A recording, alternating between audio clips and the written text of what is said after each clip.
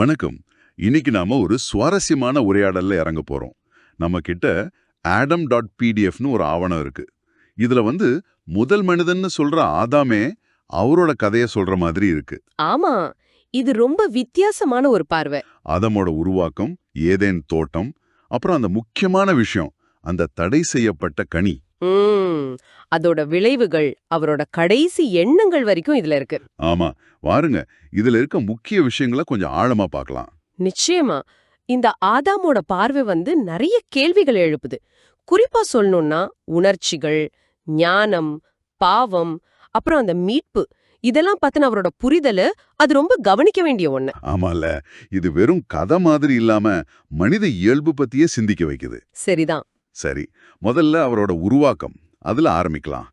பூமியோட தூசியிலிருந்து கடவுள் உருவாக்கினதாவும், கடவுளோட சுவாசம் தான் தனக்கும் மத்த உயிர்களுக்கும் ஜீவன்னு சொல்றார். ஆனா இதுல ஒரு சுவாரஸ்யமான விஷயம் இருக்கு பாருங்க. ஏதேன் தோட்டத்துல அவ்ளோ நல்லா வாழ்ந்தோம். ஆமா, அவருக்கு உணர்ச்சிகளோட முழு அர்த்தம் தெரியலங்கிறார்.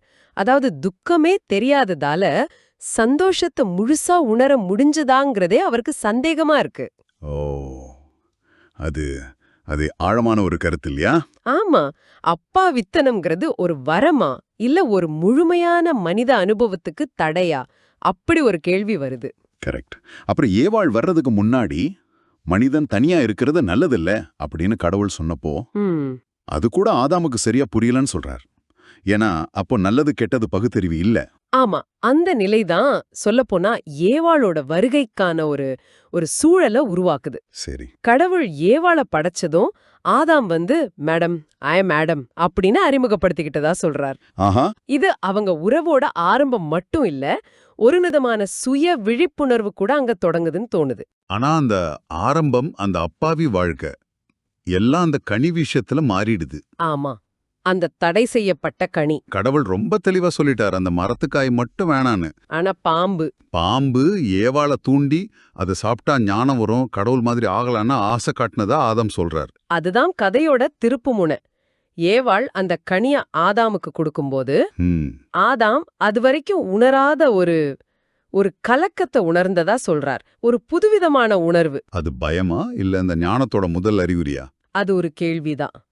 கொஞ்ச நேரம் மனசுக்குள்ள போராட்டம், அப்புறம் அவரும் சாப்பிட்டுடுறார். உடனடி விளைவு. உடனடியா அந்த அறியாம போயிடுச்சு.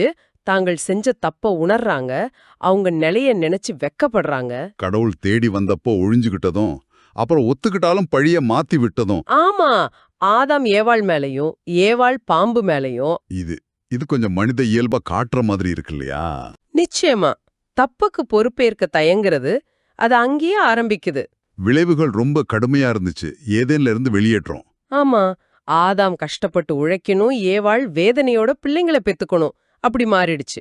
முக்கியமா அந்த ஞானம் கிடைச்சாலும் அதோட சேர்ந்து அப்பாவித்தனம் போயிடுச்சு. ஒரு குற்ற உணர்வு வந்துடுச்சு. சரிதான்.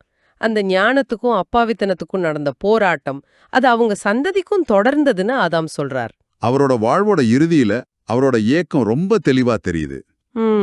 பாவ மன்னிப்புக்காகவும் திரும்பவும் கடவுளோட அருளுக்கு போக வழிகாட்ட ஒரு மீட்பருக்காகவும் இயங்குனதா சொல்றாரு. ஆமா, இழந்ததை திரும்ப பெறணுங்கிற ஒரு பெரிய ஏக்கம் அது. ஆதமோட இந்த கதை அறிவு, அப்பாவித்தனம், நம்மோட தேர்வுகள், அதோட விளைவுகள், இதுக்கு நடுவுல இருக்கிற ஒரு நிரந்தர போராட்டத்தை ஞாபகப்படுத்துது. ரொம்ப சரி. நாம தேடுற இல்ல நமக்கு கிடைக்கிற அறிவு அது எப்போ நமக்கு ஆசீர்வாதமா இருக்கு, எப்போ அதுவே சுமையா மாறுது. ஆமா, இது ஆதாமோட அனுபவம் மூலமா வர்ற முக்கியமான கேள்வி. நிச்சயமா. ஆதாம் நம்புன அந்த மீட்பு இல்ல மீள்வழி அது ஒரு பழங்கால ஏக்கமா இருந்தாலும் அதோட அர்த்தம் இன்னைக்கும் ஒவ்வொருத்தரோட தேடல்ல, நம்பிக்கையில வேற வேற மாதிரி வெளிப்படலாம் இல்லையா? ஆமால. நீங்க யோசிச்சு பாருங்க, இந்த தேடல் இன்னைக்கு உங்களுக்கு என்ன அர்த்தத்தை கொடுக்குது?